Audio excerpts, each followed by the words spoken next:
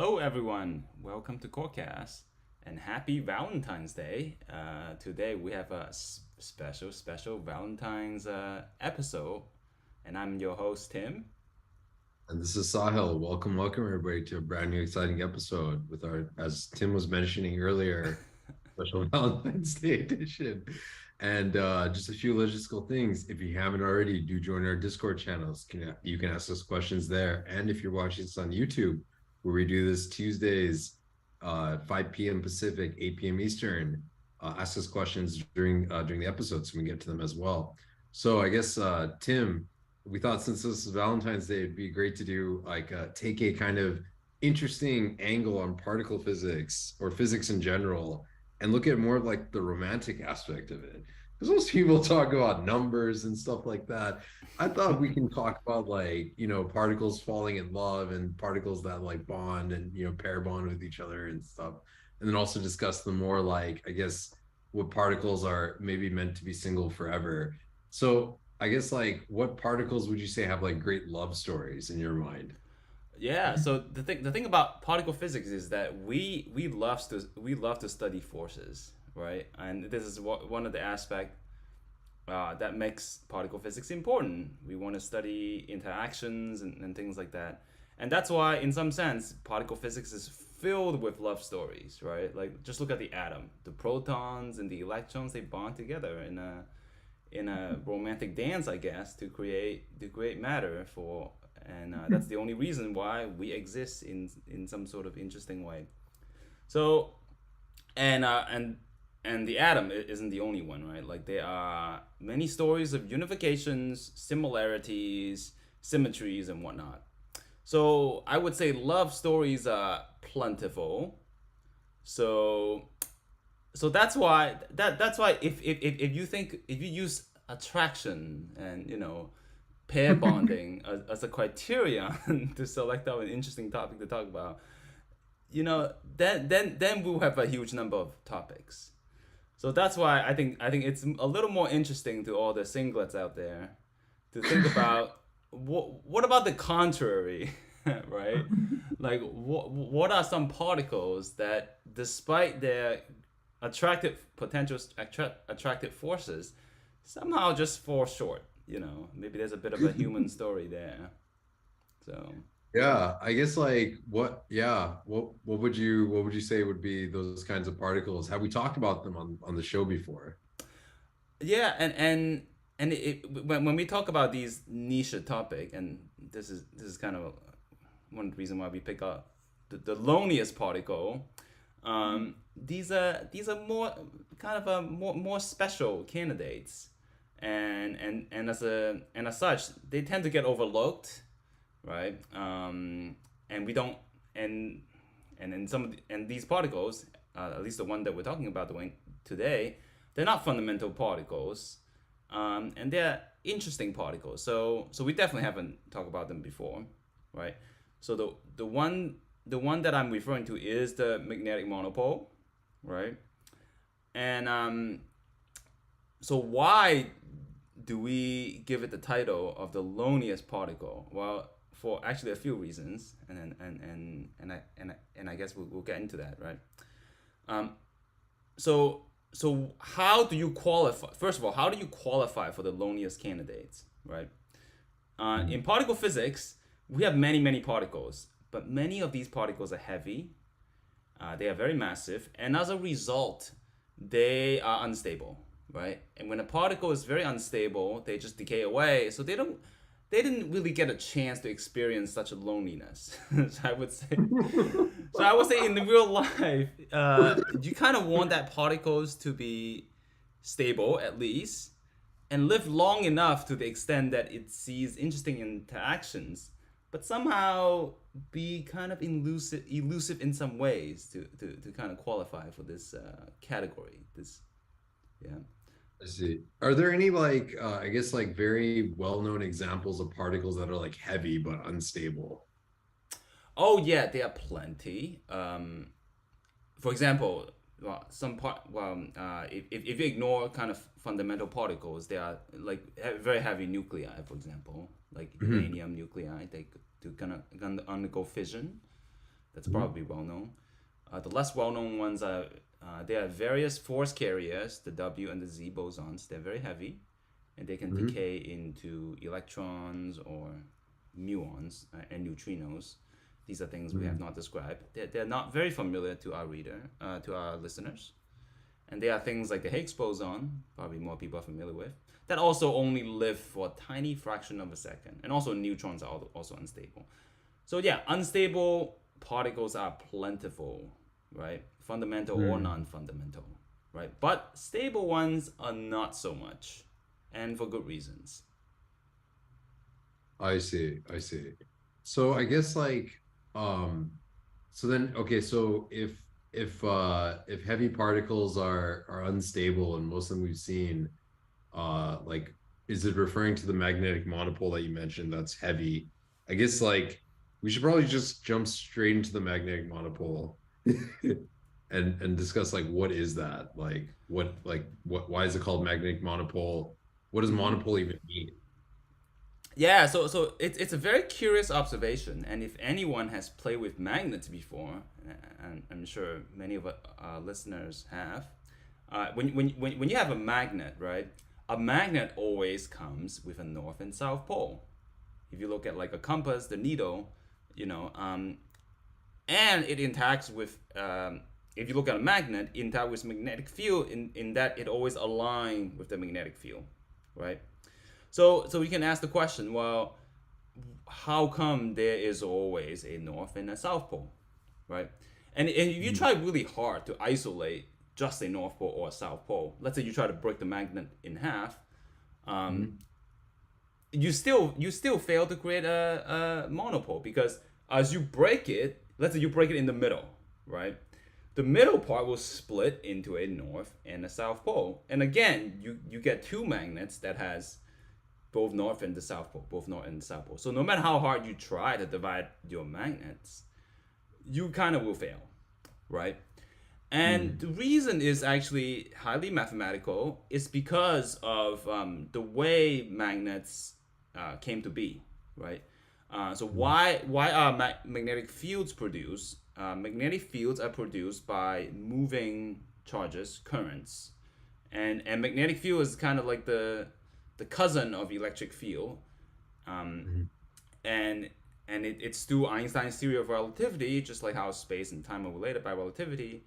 Electric and magnetic fields are related by sort of not totally the same, but a similar process.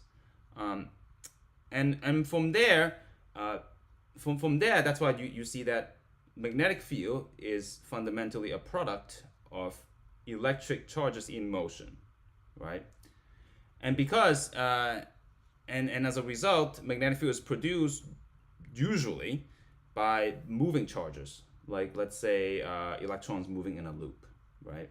Okay, and when you move in a loop, there's really no, and the way it's produced, magnetic field also always kind of curl, or it's a little hard to visualize. It kind of winds around, curls around the current. So if it begins somewhere, it always end up somewhere. It's always making loops left and right, right? Could, could you say that's related to the way, like you talked about electrons like moving around in circles? Like electron moving around in a circle itself is like a loop. So is it because of the geometry of that essential geometry that you get like magnetic fields are always kind of looping in a certain sense?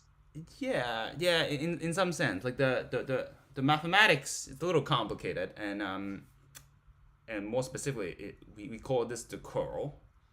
There's this Hmm. mathematical operation. You take the curl of Hmm. something, and by their very definition, the curl has it's kind of like a twirl basically. In order to have Hmm. a twirl, it has to the beginning and the end kind of has to line up, right? Hmm. And as a result, when you have a magnetic monopole, you can think of it as a source. In order to have a monopole-like structure, it has to be a source of magnetic field. That means the magnetic field has to begin somewhere, but it doesn't have to. Hmm. It can't doesn't end the same place. So that's why traditionally monopoles doesn't really exist, to the extent that it works with the equations. Like it doesn't work, right? Because the equation itself that says that magnetic fields are kind of the swirliness, it lies in the swirliness of this electromagnetic objects, and as a result cannot always, you always end up with having north and south, so you cannot separate them. Yeah, so I guess like I mean I want to also like help our listeners draw like a better analogy of this. So can you give the analogy in like with electric fields? Like what would that look like? Like what is an example of a monopole with an electric field?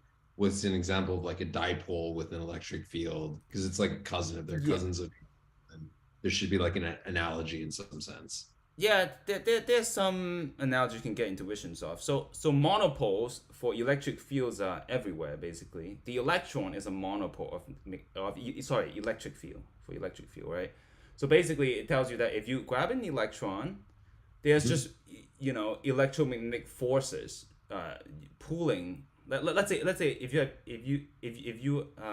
maybe go back a little bit. Let's say you have a proton, okay, and an electron will feel the attraction from the proton, and it will just go Mhm. toward it, right? And if you Mhm. follow this forces, which is really the lines of the electric field, it kind of ends, and it will point toward the the proton, right? And Mhm. depending on your convention, if it's positive or negative charges, right? So that's what a monopole looks like, right? Like the field just ends kind of at the proton. It doesn't go around. There's no circle that goes around, right? So that's what we see um, in electric fields, right? Yeah. Yeah. Yeah. Okay. So, but if I had like the equivalent of like a dipole, but with electric like field itself, that would be like having a positive and a negative charge, like basically like close together, and it would create this field that would like be very circular or loopy like, right? Yeah, yeah. So I guess that's sort of like a electric magnet, if that makes sense, if that word makes Yeah. sense, right? Then Yeah. you can combine like a north pole and south pole for electric field, and then you can kind of create electric magnet. And these are called dipoles, right? It's used to, I don't know, generate electromagnetic signals in, let's say, in antennas and whatnot, right? These Mhm. structure. So we do see that, but it is a little different. Like if you look at a magnet, like in this dipole structure, right? It even when you combine a positive and a negative charge together, there's still a Mhm. beginning of the end of the field, right? You're just kind of artificially saying that, hey, let's say the electric field begins from one particle, ends in another, and then there's another path that loops around, right? Mhm. But really, in our when we look at conventional magnets, there's no Mhm. beginning and end of these magnetic field. It just goes in circles. There's always a circle you can trace back, right? And the Mm. circles sometimes go inside the magnet, and they go through the magnet and out, right? So these circular structure, uh, just mathematically, it's just impossible for you to cut out, right? If you cut a magnet, the circle will just become smaller, but there will Mhm. still be a circle, basically. I see, I see. So I guess like taking a step back, I get like what how would you like know that there's a monopole or like why even postulate this object to begin with? Like, yeah, like do we know if it exists? How would we know it exists? And like just kind of what's the significance of it? Yeah, exactly. So yeah, that's a great question. Like, why even consider the magnetic monopole? Like, why do we Mhm. even care? Um, Yeah. so these curiosity are explored by physicists to postulate objects like the magnetic monopole. Yeah, and like I said before, the equations that we have right now does not really accommodate it, right? Mhm. um, because it just doesn't allow these fields to kind of twist around. But there are many theories actually that says that the electromagnetic field, it's not exactly what it seems, right? The electromagnetic field can be seen as some remnant of some other fields that are more fundamental, and Mhm. those more fundamental field might have more complicated structure. And as a result, um, so this is kind of like an okay analogy. As a result, when we see that magnetic field is forbidden to beginning and end at a certain point, in these theories, the magnetic field can kind of turn into almost like a different dimension. Like the flavor of magnetic field can change, rotate, right? So you can kind of go around this forbidden logic, and as a result, magnetic field will actually be allowed to exist in these theories, right? And so the idea is that you allow electromagnetic field to kind of phase into a different kind of like a different plane of existence. It rotate into a different flavor of electromagnetic field and come back, right? But then to do that, it will require quite a bit of energy, right? So magnetic monopoles, if they were to exist, will tend to have a lot of energy. So they will tend to be very massive, okay? But now you ask the question, well, why do we care? I mean, there are plenty of particles, right? Why magnetic monopole? Right? The curious thing is that magnetic monopoles, if they were to exist, a lot of times they are stable, right? Contrary to popular belief that heavier particles tend to decay into one another, and you might scratch your head, be like, well, why the heck would it be stable for such an energetic object? The reason is when it happens, it's kind of like making a knot in the electromagnetic field itself. When you do that, it's kind of wrapping around, kind of making a knot. It's kind of like a knot in the field that we're creating, and this knot is what we call a topological object. And just kind of imagine if you take a rope, make a knot in it, you can't just undo that knot unless you like rip the whole thing apart, right? And this characteristic gives it an unusual stability, right? But then the interesting bit is, if it's stable, and this is a new particle, this means that we have a chance to find it, and there is a chance to discover these new particles, and potentially, it can reveal to us secrets about our cosmos.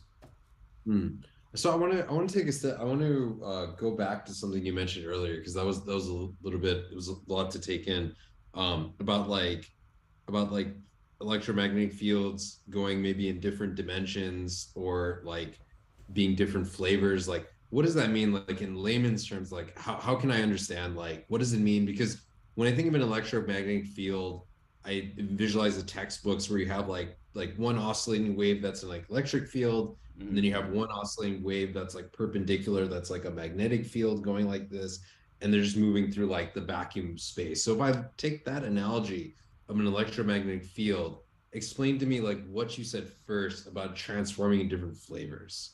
Yeah, so you can imagine a scenario. Let's imagine we have like 2 to 3 types of magnetic field, right? Instead of just 1, 2 to 3 types. And then you could ask the question, well, how come we don't experience 2 to 3 types of magnetic field, right?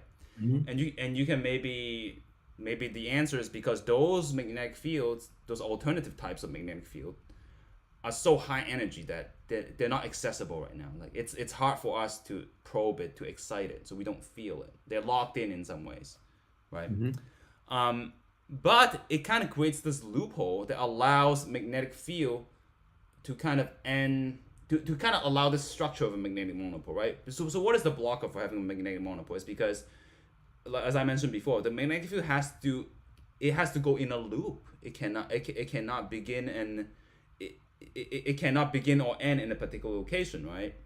Yeah. Okay, but we can go. But imagine I'm following this magnetic field. What could happen is that, let's say I start with magnetic field 1, that this is the one that we're familiar with, and as I get closer and closer to the center of the monopole, the magnetic field 1 turns into magnetic field 2, or magnetic field 3, right? And then it gets converted, and so it would look like magnetic field 1 ended, but it really didn't. It just kind of turned into a different type of flavor. So in that way, you can kind of bypass this requirement. So at the end, you still have like loops of magnetic field, right? That your mathematical equation still makes sense. But if you don't know that there were extra types of magnetic fields, you wouldn't know. Yeah, it would look like a magnetic monopole. I don't know if So okay, so like are we talking about like if like if I'm like venturing through space, interstellar travel, there's like this I don't know, this particle or whatever you want to call it, just like mad chilling in space, watching Netflix, whatever. It's this magnetic monopole. And I'm approaching it like will I see like loops and then as I get closer to it, it'll transform into something else? Or like, how can I visualize? Like, imagine I'm just traveling towards it in a spaceship. Like, Yeah. what would I experience? Yeah, not quite a spaceship. These are super duper tiny, tiny, tiny particles, right? Yeah, Okay, okay. yeah. So from a really far away distance, you would see something like the monopole. Be like, oh shoot, like there's a source of magnetic field, and Mhm, there's only the north or the south pole, but not both, right? And as you mhm, zoom in, you'll be like, yeah, let's take a little closer. You get a little closer. You try to follow the magnetic field, but like, I really would like to see where this magnetic field end, right? Because like the math doesn't add up, right? You just get closer. You zoom in further and further and further. You probe it, right? You'll see that the magnetic field doesn't quite end there. It just mhm, transform. Like the closer you get, like maybe in the beginning it's like 100% magnetic mhm. field type 1, the ordinary magnetic field. But the closer you get, maybe some part of it becomes, I don't know, like maybe like 99% magnetic field 1 and 1% other magnetic field 2. You know, Mhm. and as you mix in more and more of the other type, you get more and more energy, right? As you get Yeah, closer and closer to that particle, you see the made up of it. As you zoom in, you see like this twisting and really complicated, sophisticated twisting mhm, of these fields coming together, and in yeah. such a way that at the end of the day, they still make like loops of magnetic field. So I see. And there's a certain limit that we can go with that process because, as we mentioned on previous episodes, like if you want to zoom in more, you have to throw more energy at whatever you're observing. yeah, Or, exactly. And more you zoom in, you will kind of see more and more structure. Mhm, Like in the beginning, when you're really far away, you're only sampling the low energy, what we call the low energy behavior of mhm, of the particle, which is just magnetic field. And as you zoom closer and closer, closer, you get to probe more and more the structure, and slowly you start to see that hey, maybe magnetic field is our magnetic field is made up of multiple types of magnetic field, right? And this will mhm. reveal to you, it will tell you certain things about the makeup, how the forces in our world works. And so that's one of the reasons why, if indeed we see a magnetic monopole, it will be super exciting, because that Mhm. tells us that there's got to be something interesting if we zoom into that particle. There's got to be something new, right? Yeah. I guess like so two questions now, like what like leads us to believe that they exist and like if they do exist, like where are they? Like surely we must have found one by now. Yeah, yeah, yeah. Good thinking. So like I said before, like there are many theories uh, that postulate that the electromagnetic forces is just one manifestation of one grand unified forces. Like we have the strong force, the weak force, the electromagnetic force. They seem kind of a bit different, right? So it's very natural to think like, maybe there is only one force. And if that's true, then that means there must be a way to continuously, if we have enough energy, to continuously change the magnetic field into all the other force fields, right? Mhm. And so there must be a way for there to be like undiscovered types of magnetic fields, right? Mhm. That we have not probed yet. So in many cases in those theories, yeah, magnetic monopoles will exist and they are stable, right? I see. So just real quick, so just to make sure I understand this, are you saying like because we believe through theoretical reasoning that like magnetic fields, electric fields are all part of like this one thing, that because electric fields have sources, magnetic fields should also have sources as well, in some sense. It is not quite. Like Okay. there's not really a reason for magnetic field to have sources as well. Like Mhm. ordinarily, the math doesn't work out. Mhm. But it's because we believe that magnetic fields, electromagnetic field is part of a grander structure. So there must be Mhm. different types of magnetic fields that it can slowly transition to if you have enough energy. And because of that, there must be that it makes sense to have these topological knots, these knots in the field. And in many generic theories, they actually exist. Although in some theories they don't exist. But there are many, many examples of toy theories we can come up with that seem realistic and that will create these monopoles.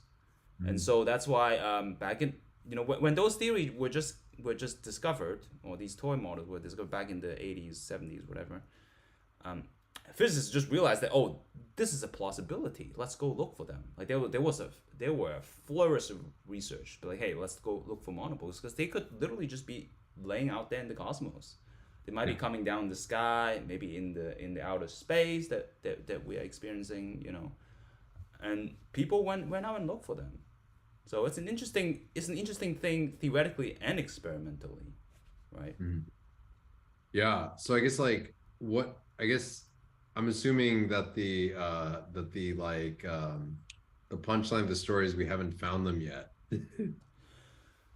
So that's a very interesting thing, and this is one of the stories that sparked this episode. It turns out that back in the 80s, at 1982, Professor Blas Cabrera from Stanford really went out to look for these particles, right? And experimentally, one of the key signature of these particles, it's very simple. And if you've ever gone through like introductory to physics in high school or college, you know that whenever you shove a magnet to like a loop, if you connect it to electrical cables, you shove a magnet in, a light bulb lights up. Like electricity will run through whenever a magnet will pass through some loop, right? Okay. But because magnets always comes in north and south pole, if you pass a magnet through a loop fully, one end, it goes in one end, comes out the other end. The current always goes like inside the loop. It goes, let's say, clockwise as you enter, and as you exit, it goes counterclockwise, right? So it always goes up and down, and boom, nothing, right? Yeah. Okay. But that's the exception for monopole.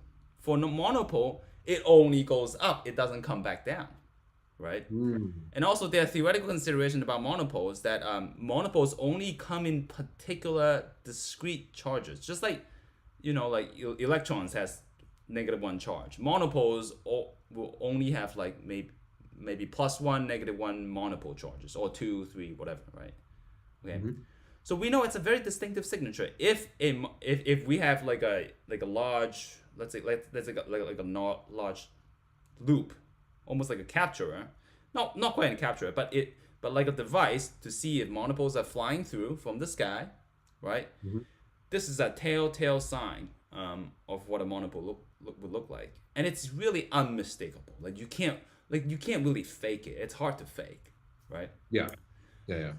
And Professor Blas Cabrera, on 1982, he was running this experiment to look for them. He's got like a large loop. I think it's like a few centimeter wide. It's a superconducting loop, so very sensitive equipment. He waited and he observed one event on Valentine's Day on 1982. And if you look at the paper, he published it. It's an unmistakable signal from a magnetic monopole, right? So all the noises in the lab, it goes up and down. But just that one day, I don't know, like is it 5 p.m. or whatever, he observed that signal. But and you look at the paper, it's so clean. There was 0 current, and it jumped 8 units. Not 1, not -1, not 3, not 3.5, not some arbitrary noise, but 8. And that 8 is exactly what you would get from a magnetic monopole. And it just jump up, and it doesn't come back down. It's a superconducting loop. The current stays there for a long time until it slowly decays, right? So, I mean, okay, according to some discussion online, I can't imagine how excited he must have been, right? Like, yeah, this is like a Nobel Prize moment if he did discover magnetic monopole. Like this would have been one of the greatest discovery of the decade, if not like the century, right? Discover magnetic monopole, who would know? But and he couldn't explain it any other way.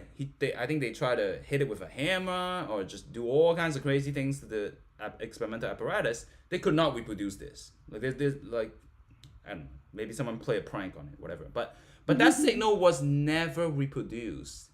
They Oh, tried better experiment. They tried different experiment. Eventually, the team gave up, and other people gave up on it, and just think of it as a statistical fluke, right?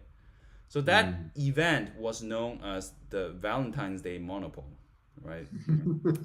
So so I guess the moral of the story is, well, I don't know what moral of the story there is. I don't know what to think.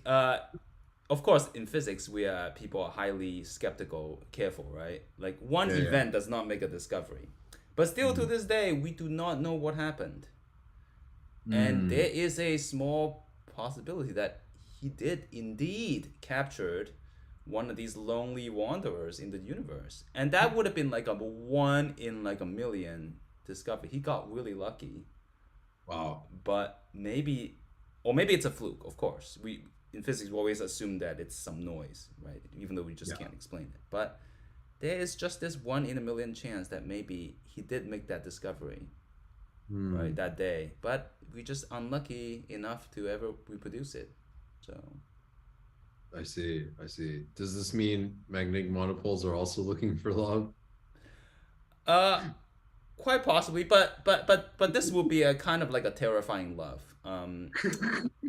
And let me explain, because magnetic monopoles are stable, and if and because they are stable, they could create huge problem for our universe, and that's why we actually would prefer them to be lonely as possible. Because if Mm. in the universe we have too many magnetic monopoles, the universe will collapse. There's too much Whoa. matter. It would just we would have never formed, right? So in order for us to find love, unfortunately, it was required that monopoles will never find each other. So it's like almost a zero-sum game between us and the Well, monopoles. kind of. I mean, I don't want to say that they need to be sacrificed in order for us to exist in a reasonable way, but yeah, but monopoles being such a heavy particle, and with all Mm. the exotic properties, yeah, we don't really like to have lots of them in our universe. That's fair. That's fair. All right. So we're almost at time. Is there anything you want to leave our audience with? Yeah, I guess. Um, I guess yeah. This is kind of like a interesting love story in in particle physics, right? Um, yeah. So I guess we should always think about some more of our story, right? So I guess this is twofold, right?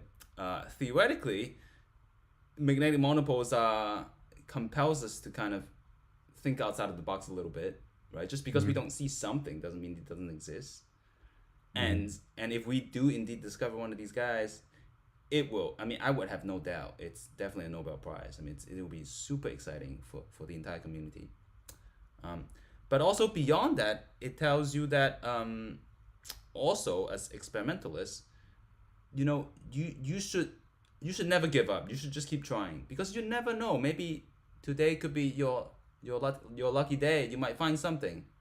But also at the same time, if you just find it once, that's not quite enough. So you kind of need to be lucky twice, at least. So Yeah. Well, on that, I guess that's so you need to find it more than once, like a 1 in a million event more yeah, than once. at the end, you still need to at least find them in pairs, I think. So Yeah. Yeah. All right. On that note, I want to thank Gary for joining us, and we'll see you all next week. yeah, and see you all next week. I guess at the end, yeah. Happy Valentine Day. Hopefully, Yes. you all find your magnetic monopole one way or another. For better or for worse. All right, see you.